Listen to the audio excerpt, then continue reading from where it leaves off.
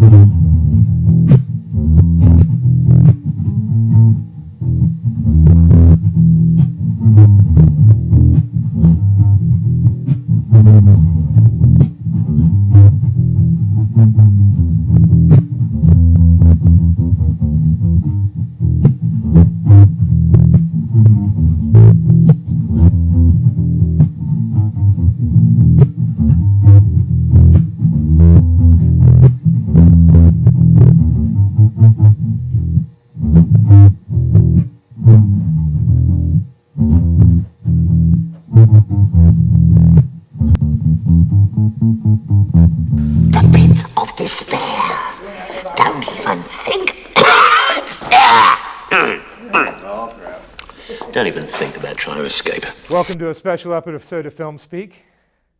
You know, don't I always say that? Welcome to a special episode. Does that take away from each episode being special, or is each episode special on its own? I mean, is it kind of like, you know, all these fucking kids and these little sports teams when everybody wins? I don't know. I tell you what, I can't sort it out today, but I'll work on that. So welcome to another episode of Film Speak. Today is going to be great because we have writer-director Evie Warner coming on. I was assistant director for her short film, but I'm an actress. So we're going to have her and the cast come on. And it is going to be wacky crazy. Okay, we're going to interview, we're going to talk about the film and filmmaking, and then we're going to talk about Princess Bride. Inconceivable! One of the single best fucking movies ever made. This is the movie of how I judge if people have a soul. I show them Princess Bride, and if they say, well, I don't like that, I say, well, it's because you're not a fucking human. Get out of my house, okay? I'm going to put a stake through your heart, because if you don't like the Princess Bride, there's something fucking wrong with you. I guarantee it. Anyways, so stay tuned for this episode. Going to be a lot of fun. We're even going to do something different and play a game. A game with deadly consequences. There we go, gang. There's so much talking. How are you? So much talking, I'm about to handle it. Welcome to Film Speak. Here we are for another episode. As you can see, this is a big extra special episode.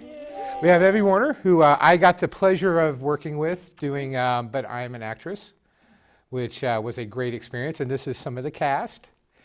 You might recognize a couple of them. We have Raz, 4th time on the show. You know, you are one of 3 people who have been on the show 4 times. Me?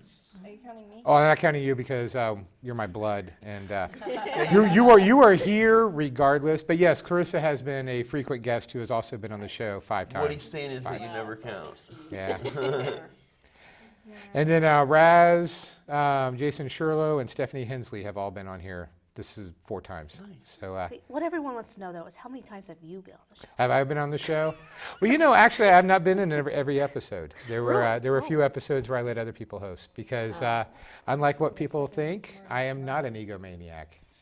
So He just plays one on TV. I just play one on TV. Yeah.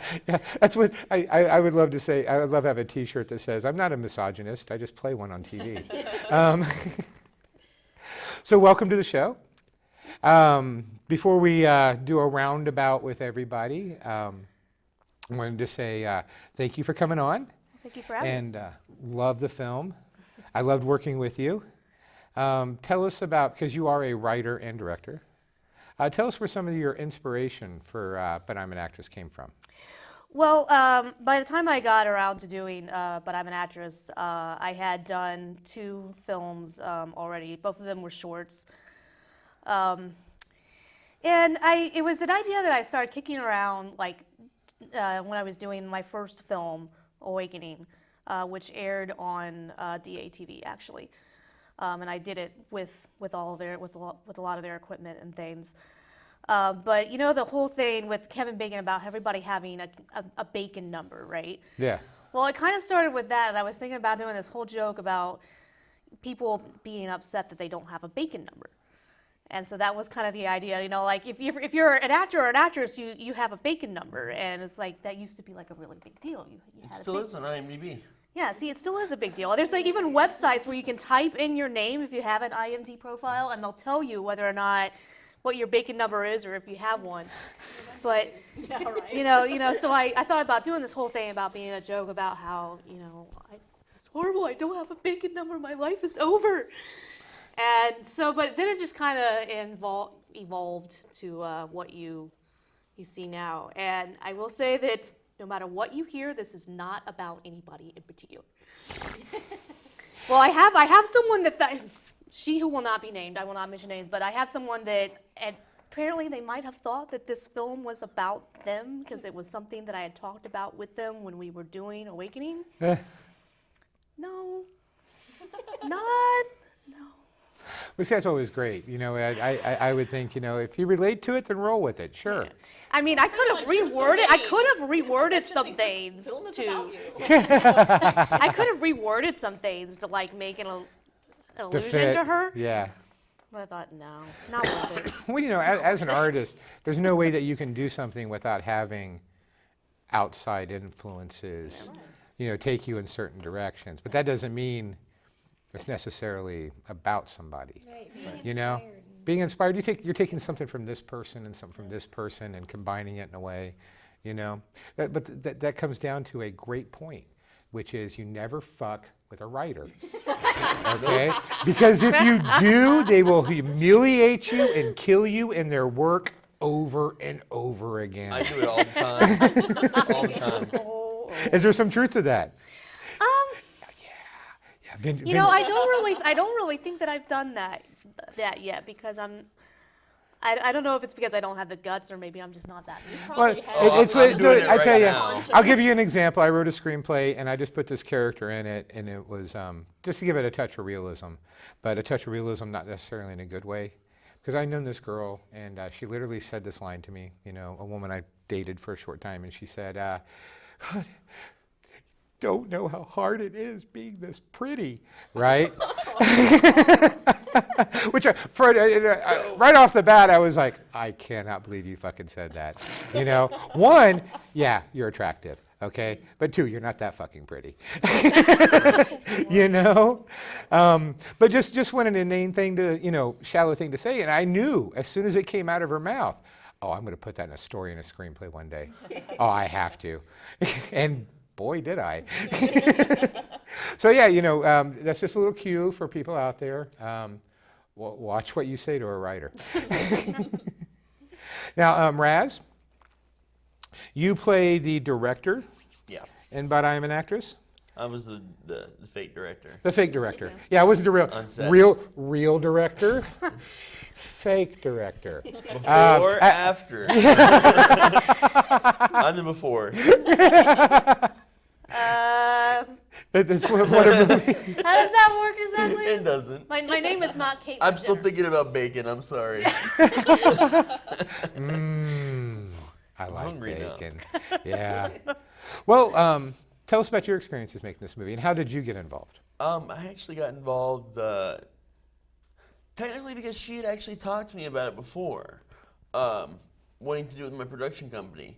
But my production company was a little bit shaky at the time, trying to finish up the mime and just time constraints were horrible, and then we weren't able to do it.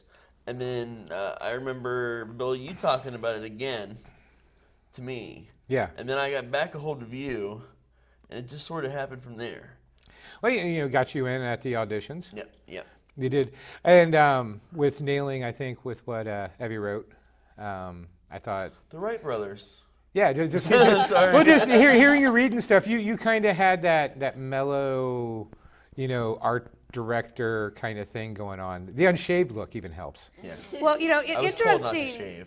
interesting tidbit though. I was actually trying to think of like more of a Michael Morris type thing when he did it, and I actually think that listening to you and watching you, I think you actually make me think more of Jackson Galaxy. Oh, nice. Oh, sweet. Yes. That's awesome. Yeah. So I mean, I ended up really, which is fine. But I was like, I just thought it was kind of funny. I was like, oh my God, he's Jackson Galaxy. Yes. That'll work. Now, Allie, if she could pass her to Mike. You guys will have to share. You guys all got to share in the back. That's fine. We can do that. I was totally surprised to see you walking up during the auditions. Oh, well, I saw a post on it about a post about it on Facebook, and Dayton's not too far of a drive for me. It's about 45 minutes, which that's about how much I take to get to Cincinnati too. I'm like right in the middle. So I thought, I'll do this. Why not? And it seemed like a very interesting project to get to be a part of. Well, you had the one scene, but I thought you nailed it. Yeah. It was a lot of fun. It was I like hilarious. playing those kind of characters because you just get to have so much fun with them. I love the tidbit that was thrown in, you guys, in the end. It's not a real cigarette. That was I love how many just times she had to perfect. flip the cigarette. I'm not a smoker. I've That was held a a wild, cigarette twice now. Oh, And both it's- of them were fake, so. Yeah. Practice. Just don't practice with the real thing.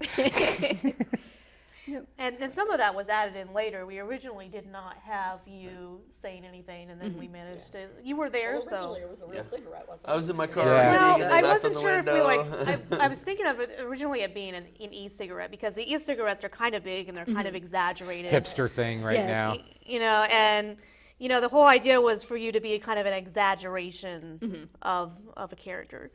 I love that it ended up being fake though, because I think that's just hilarious and goes Yeah. along with like the fake Yeah. eyelashes. And but my everything, concern too. was if you didn't actually normally smoke, I wasn't sure that I was like I don't really. It ended up playing off really well, though. Yeah.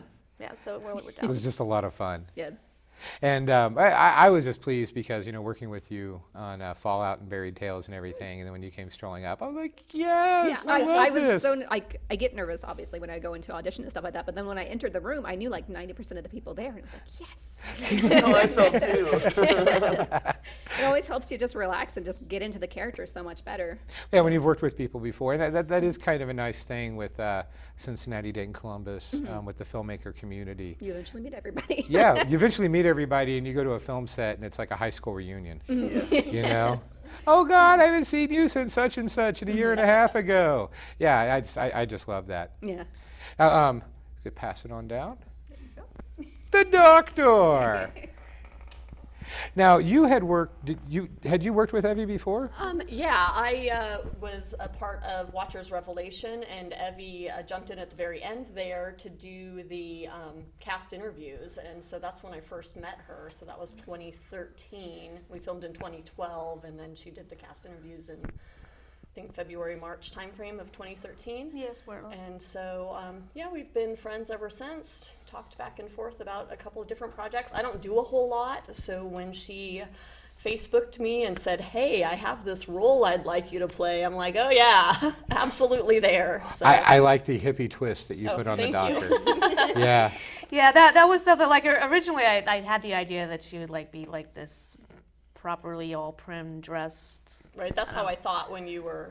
And but then she was like, well, but this would kind of be funny, and I was like, okay.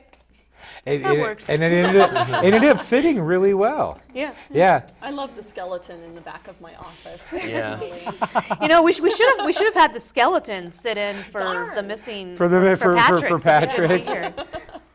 Could have snagged that from Rusty. Just have it hanging around. You lost some weight, Patrick. What happened to you, Patrick? I can lean in and do the voice. voice for the skeleton? I don't know. I thought about the beginning of going for the rest of the episode. The part of Patrick will be played by Clarissa Miller. Wow. Well, he was. Could be played by Ryan. since Could he be- played- yeah. Yeah, right. We'll just show the back of Ryan's head. I wish- That's all we need. I wish he was here to talk about his character and what he did to craft his character. One of the best scenes is with him and your daughter playing the barista, and then Kara, who also could not be here today, who's the lead actress. That was hilarious. That was hilarious. All of that was unscripted. I basically gave them, okay, this is what's kind of supposed to happen. This is what I'm going for, and I think at first, I think Kara was kind of caught off guard, she didn't realize exactly what he was gonna do, and so the first couple of times they're just oh, okay, so I guess this is what is happening. But the great thing about her is that she's quick on her feet, and she quickly fell into the rhythm of what was going on in the scene. And honestly, I don't know that anybody else that tried out for the part of Ben could have pulled that off the way that he did. I thought he did. He was a great straight man for most of it. Yeah. That was the one scene to where the straight man thing was flipped, and he was the goof basically, and nailed it. I thought. And Clarissa, you didn't know that you were going to be playing that the day you showed up. I did not. Little did you know. Not a clue. But I really thought it was so much fun. I loved that scene. It was hilarious. We had so many takes because no one could stop laughing. It was so funny. He's throwing stuff at me, and I'm just there to do makeup. I had no clue. And I loved it. I'm so glad I got to be a part of it. She did a great job at it. I was glad to have her there to do it, but I didn't even know that apparently I had a change in cast when I showed up on the set that day, but that's okay. That is the beauty of filmmaking. I was so glad that I got to do that. It was. At first, I was like, well, I guess since we've lost the barista, I guess I'm gonna have to jump in and then everyone was saying oh yeah, Clarissa's. I'm like, what? Well, you see, it's good that you didn't jump in to be the barista because some of the side cuts, like when she flicks the cigarette and you get the camera that shows the crew, you get a glimpse of you. And That's see, true. I love that shot. There's a couple sequences in the van. In the van, you get a glimpse of. See, so that was never originally a part of the plan to be in the film. It's but see, it's perfect. I love those parts, because for the dynamic you're trying to get, it being a more documentary style, those little touches add the breath of life to it, and I really like that. We're gonna need to disguise your voice though, because I do have clips where we show you doing the. Oh, you do? Yes. Yeah, you'll just have to put a mask or something on. Yeah, and I don't. And be in the clap. Okay, I could change her. You know what? You know what we should do? We should do the Charlie Brown thing where she's just going. Totally, we totally can do that. Yeah, we can totally do that. But then there are some scenes though where Rob was doing it instead. So well, we'll have to change them to make the voices all match then. Yeah. Just for continuity. Yeah. The hands though are completely different though. That's part of the fun. They've been Darren Stevens. Perfect. The original Bewitch. They had Dick Sargent and then Dick York, and they switched them mid-season without telling anybody. That's a lot of dicks. It's a lot of Dick. Dick. No, it's Marsha. And on that note, we'll go ahead and end this segment because we're going to come back and talk about one of the most perfect movies ever made. It is The Princess Bride. As you wish. As you wish. Yes. As you wish. What have I done? And then we're going to try something new and try to do a game. We'll have to see. This is going to end in complete disaster. Somebody might lose an eye, but it's going to be television history at Film Speak. All right. So stay tuned. We'll be right back in just a second and talk about Princess Bride. You seem a decent fellow. I hate to kill you. Okay. You are awesome, Henry. I couldn't do this show without you. I literally couldn't do the show without you. Anyways, okay, time for a rant. I wanted to talk about homophobia. Kind of a big thing. It's a lot better than it used to be. You know, but I want to admit to something. When I was in high school, I remember I made a homophobic slur, not knowing the girl next to me was being raised by 2 moms. And boy, did that not go over well. And years later, I still feel raw about it. And I liked this girl. And I just felt I never worked up the courage to try to ask her out because of the way I felt that I shamed her and thereby shaming myself. That just goes to show you how perspectives can change. Because the truth was, I was an ignorant-ass 16-year-old. And no way at 16 could I have predicted that by age 18, I'd be hanging out at 1470 for the music. You know, this was a gay bar. Anybody who is my age or older and from the Dayton area knows exactly what I'm talking about. But I was the only place when I was a kid that played punk rock, techno, British progressive and dance. The only fucking place I knew of. Yeah, plus they served me underage. That didn't hurt. I learned an important lesson there. Anybody who doesn't know. Actually, I learned a couple important lessons. The first one is if you order a drink, it is called Gay Bar Strong for a reason. You know, try to keep yourself limited to 2. Because boy, they will put you under. And second, I learned to stay out of the men's bathroom. Not that, like I said, not that I'm homophobic or, you know, was that much then. But walking into a bathroom and watching a guy down on another guy beside the urinals pretty much chased me out of the bathroom. But I learned an important lesson, which was always use the women's bathroom in such situations. Anyways, because this is a rant, let me bring this back. I'm going to give you a little scientific thing to show you just how ignorant you are. We are all created the way we are, okay? It is just the way nature is.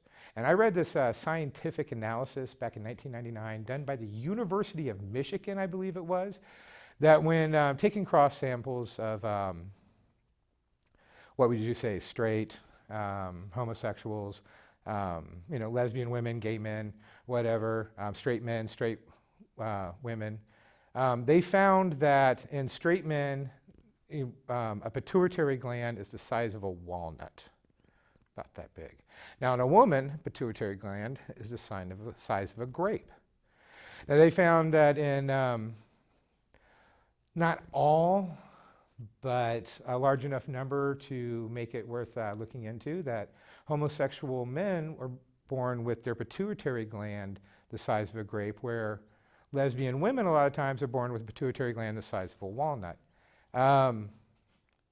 I'm saying this because whether you believe in God, evolution, Buddha, this shows people were just made that way, that this is who they are, this is how they were born, okay? You should accept people for what they are, for what they came into this earth as.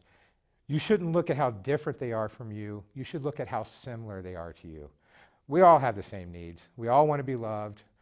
We all want a good burger every once in a while. Even vegetarians, they'll lie to you. They say they don't want it. Deep down, everybody wants it. Everybody wants it. I mean, so fundamentally, we're all the same. Get over yourself. You don't have to like what somebody's doing just to let them do it and enjoy it themselves. Okay? So fuck off, and let's get back to the show. As you wish. Yeah. Welcome back to Film Speak. We're here to talk about one of my favorite movies, The Princess Bride. Is this a kissing book? I'm sure it's just about everybody's here. One of your favorite movies? Am I right? Absolutely. Now this, I use Princess Bride as a way of judging if people have a soul or not, right? Because I basically, you know, if I show you The Princess Bride and you go like, oh, well, I really didn't like that, I would be like, oh, well, you don't have a soul. You need to get the fuck out of my house. You could also use batteries not included. Batteries not included. I do have a story about that movie. If they don't like that, I mean, come on. It's a great movie, but the first time I went and saw it, I was so tore up. My head went back and I counted ceiling tiles in the movie theater the whole time. I was really tore up because I thought, oh man, this is gonna be a great movie. Let's get fucked up and go watch it, you know. And then I spent the whole time. Oh my gosh. How can you see the ceiling tiles? It's dark. You can still see You can still. They're white. When you're messed up like that, you can see anything. You can see anything. Yeah. There actually were not tiles there. But Surprise. I have since seen the movie and do love it. But we're talking about Princess Bride for right now. When this movie came out, 1987, my friends in high school, this was like our Rocky Horror. We went 2 to 3 times a week, the whole run that it was out. We would stand up and perform the sword fight, do all the lines to the movie. It was just like, you know, when you went with the 8, 9, 10 of us, it was just like you were going to go see Rocky Horror. Nobody does that anymore, sort of thing, for like movies and stuff like that anymore. Like nobody really gets that into it where they see it that many times and start doing it at least. I tell you what, if you want to capture that feeling, go to a lower end theater near the ghetto, and you will still get that whole same experience. She's pointing. Over near Hamilton, there's Oh, got to talk into the mic. Oh. That's okay. I should be able to pick some of that up better. Okay. I can do a sound fix. I'm like pointed down towards Evie's. Yeah, I projected. We'll make it work. Down near Hamilton, they still do a production of Rocky. They still do? It's at the Middletown Danbury. And it's still supposed to be like one of the best in the area. I always like the Dayton Affair, but they've been having a problem finding a place. They just reposted looking for people to play the parts again, like about a month or 2 ago. Ah, good. Well, hopefully they'll be coming back. I know it doesn't pay anything, but Well, you know, just to let you guys know that we're planning on doing a Halloween episode. It's going to be Rocky Horror. Yes. And I will be dressing as Frankenfurter when that time comes around. I'll be Rocky. You know, I don't know that I've seen that movie all the way through. That's not something you should Fired. I think Abby has to go. Get back here.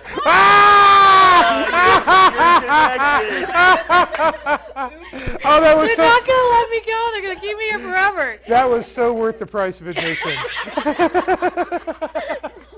That's what you get for not watching Rocky. Anyways, Public embarrassment. not Rocky Horror. We're going to talk about The Princess Bride. I know the song, though. I know the song from it. The Time Warp. Yeah, it's Time Warp. There are many songs.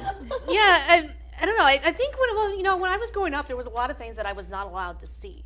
And probably, I'm going to guess Rocky Horror was probably Yeah. Yeah, I could see one of them. My mom told me because I was 15 and there was a college out in California showing it. My mom had always talked about Rocky Horror. And I went, Mom, you got to take me to Rocky Horror. She's like, oh, no, you can't go see that. Well, screw you. I snuck off. I went and saw it on my own. Tell me I'm not going to go see something. Oh, yeah. I started when I was about 14, 15 downtown. How old was I when I first watched Rocky Horror? 3 years old. Yeah. All right. Yeah. It's Well, okay. I'm gonna look into being in the Dayton Affairs and doing that. Well, I want to do that really bad. To my credit, right? I had recorded Rocky off of VH1, and it had all the naughty bits. Yeah. The really naughty bits, taken out, and then that's what she was watching, which was 3. But I was also 3 with like plastic heels and like a blanket and sweet trans. Yeah, she would dress it up and sing. I didn't know what you were saying. Not much about better. those. Well, The Princess Bride had a huge impact on me when it first came out. There has hardly been a movie like it before or since. Just the way it has something in it for everybody. It's a love story. It's an action adventure. It's a comedy. It's a drama. Literally something for everybody. And if you not something in there for you, you are an evil, heartless bastard.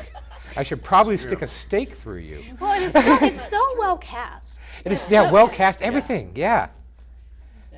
Chris loved to. You haven't got your health. You haven't got anything. I know he was in Princess Bride because of Spinal Tap. Yeah. He had worked with Rob Reiner on Spinal Tap. Goes to 11. And then getting the Six Finger Man role. Who could have played that? Yeah. Me. Who could have played any of the roles? Peter Falk is the grand. Played all the names. I could have done all of them. Won that movie. Peter Falk and Fred Savage. I was born. what a perfect way to set up the film. Yeah. You know, just a grandfather and the grandson and that was everything. big for me because I was like really young when it came out, but I watched the Wonder Years. So like seeing that, I was like, oh my god, he's like close to my age. But it sucked me into the movie a little bit more.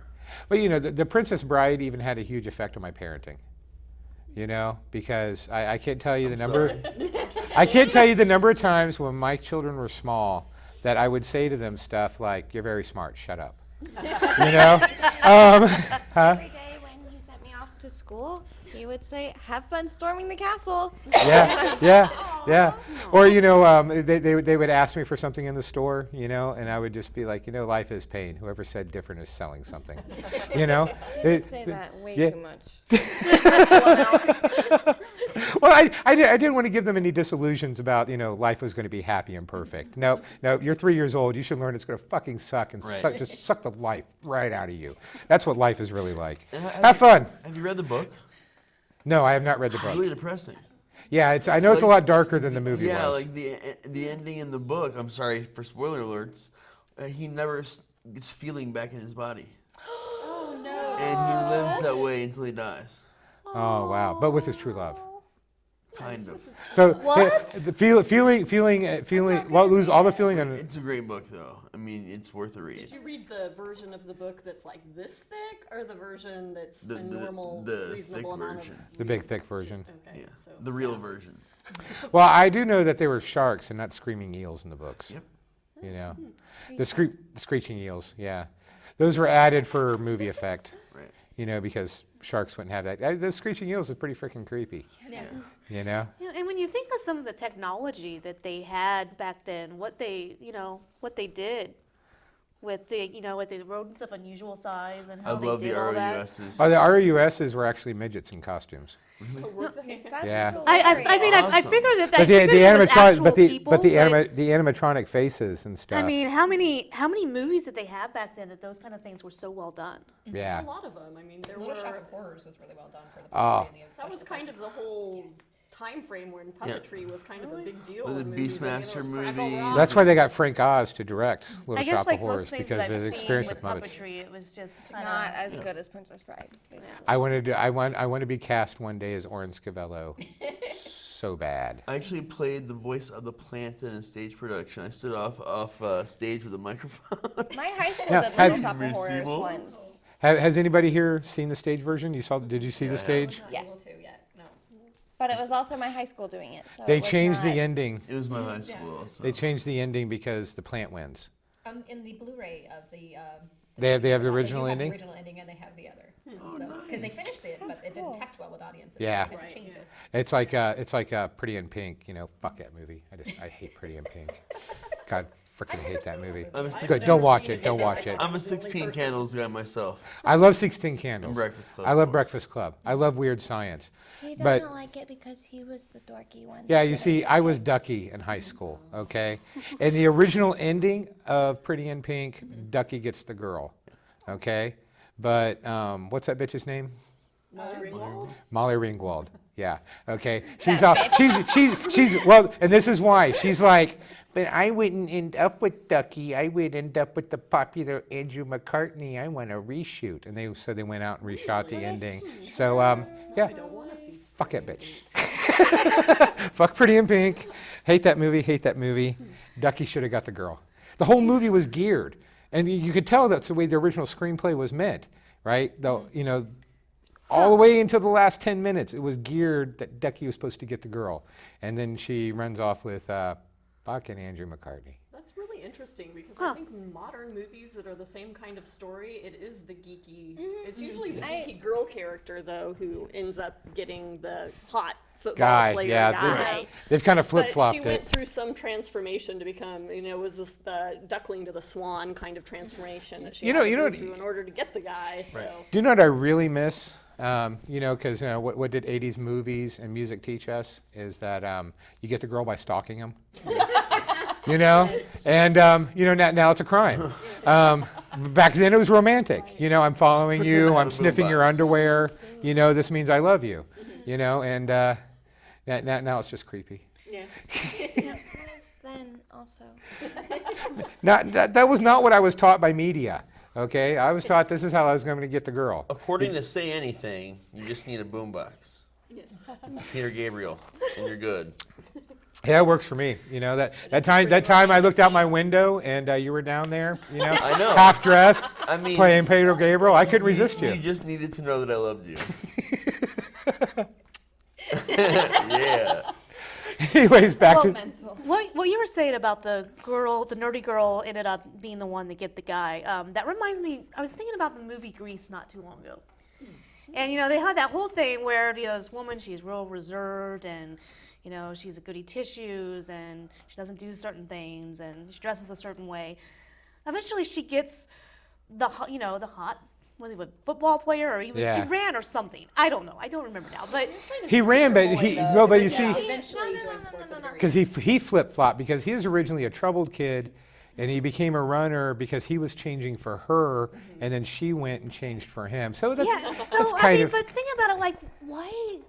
There was nothing wrong with her to begin with, but they act like they play it up like this. The fact that she changed herself and now she's wearing this skin tight thing. It's like, oh, this is who she's just really meant to be, this sexualized person. And go ahead, Carissa. But in the end of the movie, they both changed because they thought that's what the other person would want them to be, and he was dressed as a jock and she was dressed as the badass in all leather, and then they see each other and they're like, what are we doing? We're in love anyway. This doesn't matter. So I don't know, because they both did that. I could tell them, Steve. What's super interesting that I just figured out or had an epiphany? It's totally the gift of the Magi. That's what I was just about to say. Get the fuck out of my head. That's exactly what I was just about to say. It's the total gift of the Magi ending. That is so interesting. That is I never put that together. I love that. I love that. I love that O. Henry story. I played Della, so yeah. It's like my favorite episode of The Honeymooners too. Oh, I didn't know there was one. There's a Honeymooners episode. It's a classic. It's their Christmas episode, and it's the gift of the Magi. It's awesome. The one time where he wasn't threatening to beat his wife. Right. Back when spousal abuse was comedy. Yeah. Inigo Montoya, though, getting back to Princess Bride, was like good segue. He was like the character. Like he was my favorite character. Oh yeah. Like Wesley was cool and all, Dread Pirate Robbins, but Inigo Montoya was the man. Yeah.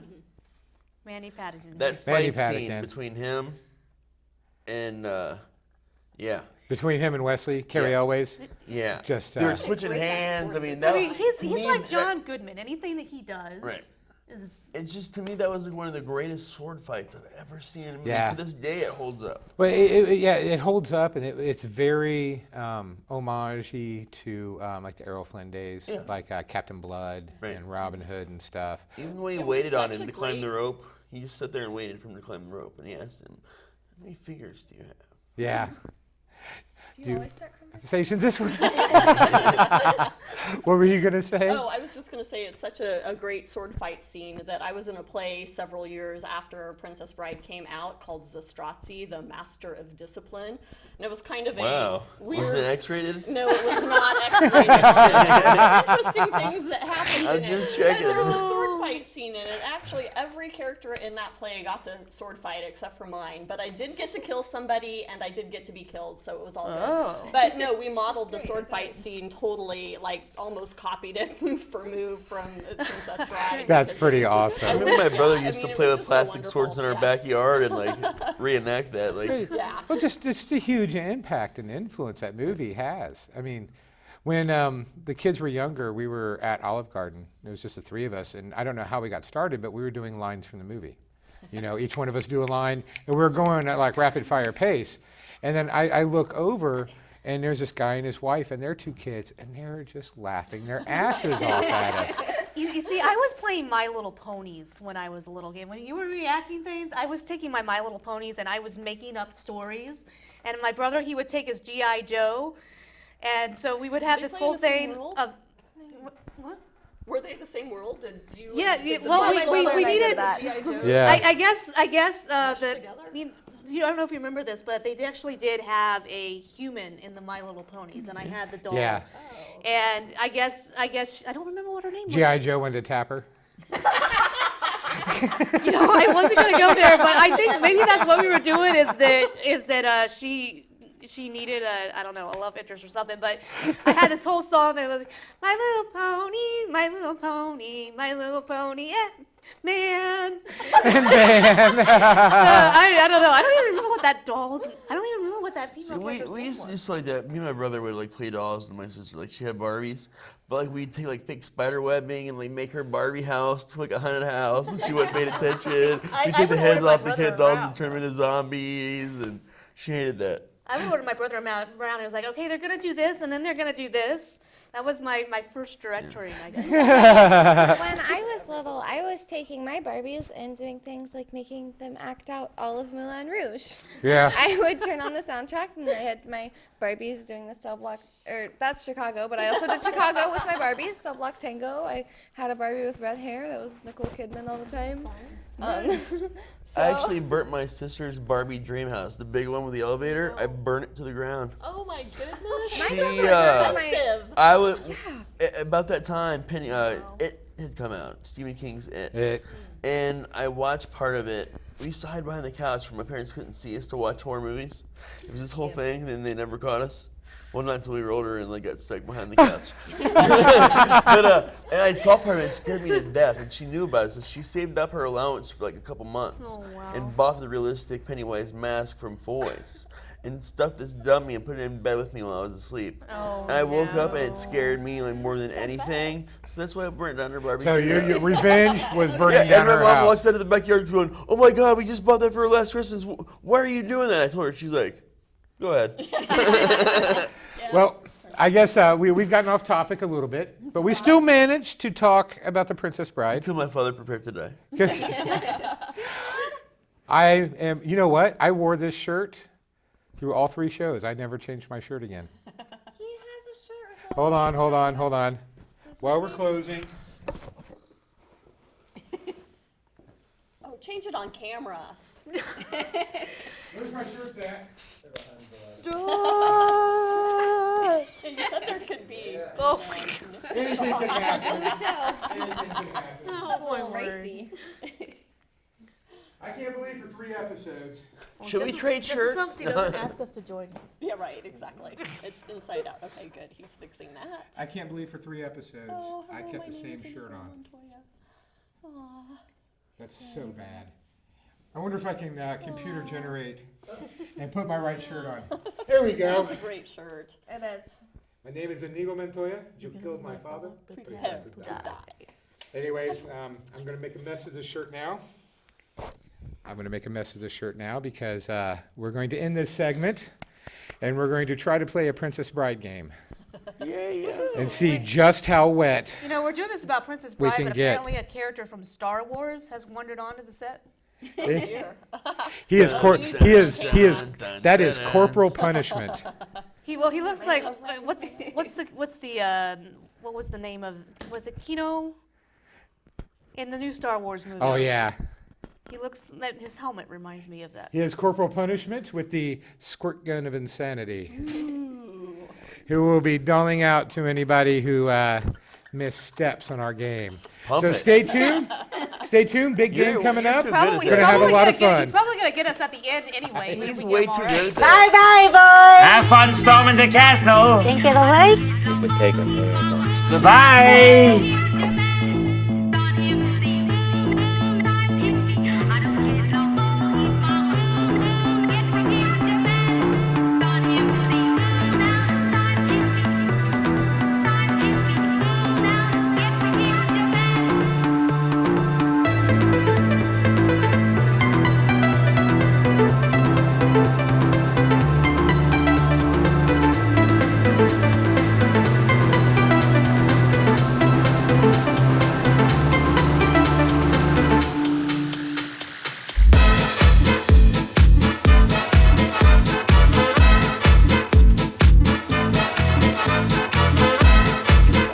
One of the classic blunders.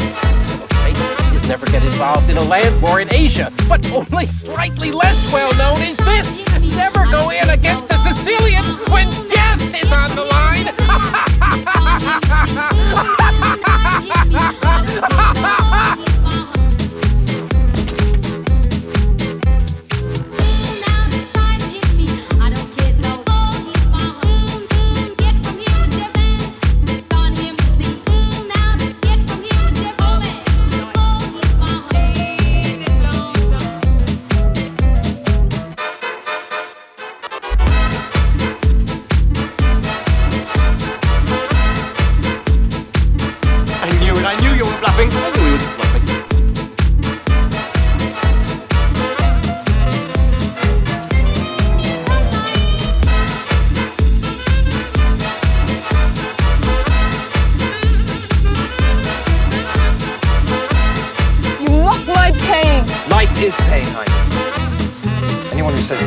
selling something.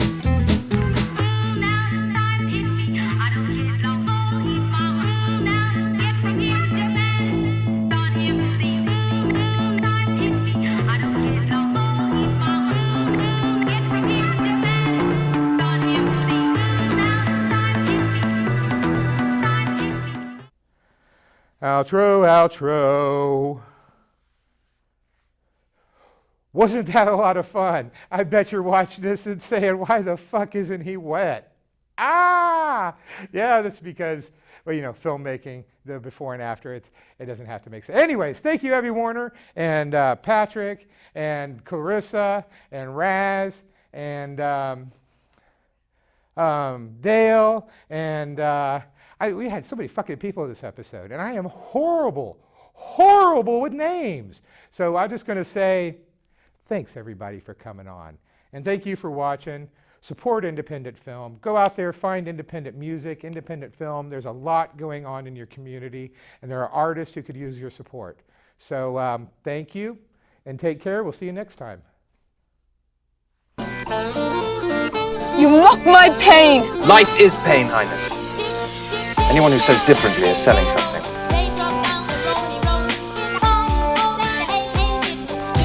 You can't hurt me. Wesley and I are joined by the bonds of love, and you cannot track that, not with 1,000 bloodhounds. And you cannot break it, not with 1,000 swords. And when I say you are a coward, that is only because you are the slimiest weakling ever to crawl the earth.